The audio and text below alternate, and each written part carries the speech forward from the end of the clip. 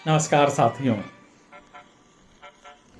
आज जीवन के सफ़र में राही मिलते हैं बिछड़ जाने को, और दे जाते हैं यादें तन्हाई में तरपाने को। इस गीत के बारे में बात करते हैं।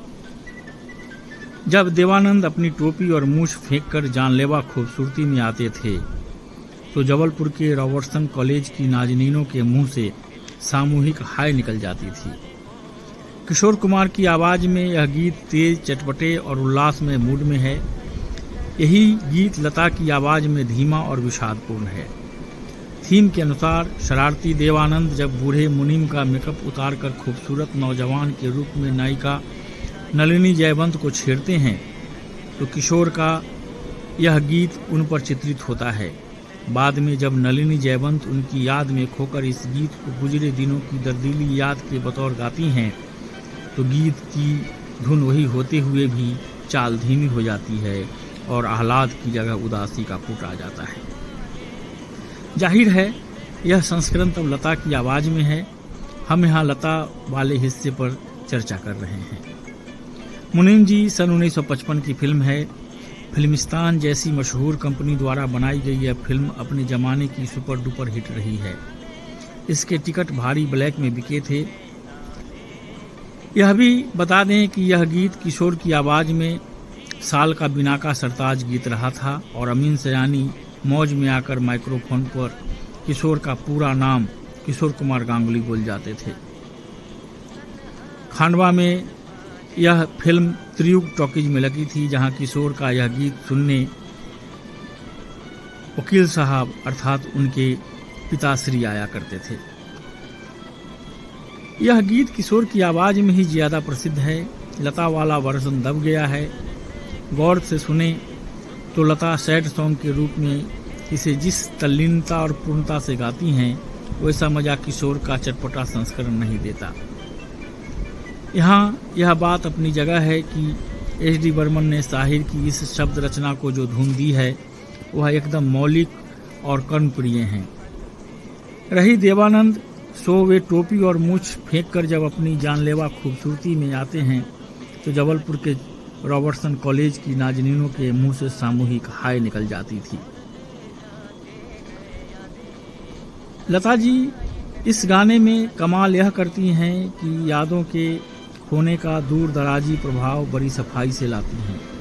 गीत सुनते वक्त ऐसा लगता है कि हम मात्र गमगीन गीत नहीं सुन रहे हैं, बल्कि उसमें अतीत के कोहरे से धीमे धीमे उठने के फार अवे रंग को भी महसूस कर रहे हैं। यह लता की अपनी खूबी है कि वे गीत की लाइनों को पढ़ती हैं तो पल भर में उनके अर्थ, दृश्य और मूड में उतर जाती है। यह ऐसा है बताशा तेजाब में तुरंत घुल जाए और बिना कोशिश के तेजाब में मिठास चली जाए। सो लता जब इस गीत को गाती हैं तो अतीत अपने तमाम दर्द के साथ यादों की घनी छायाएं लिए ध्वनि में उभर आता है। यह दरअसल लता नहीं, लता की अति संवेदनशीलता और चित्रात्मक कल्पना शक्ति का चमत्कार है।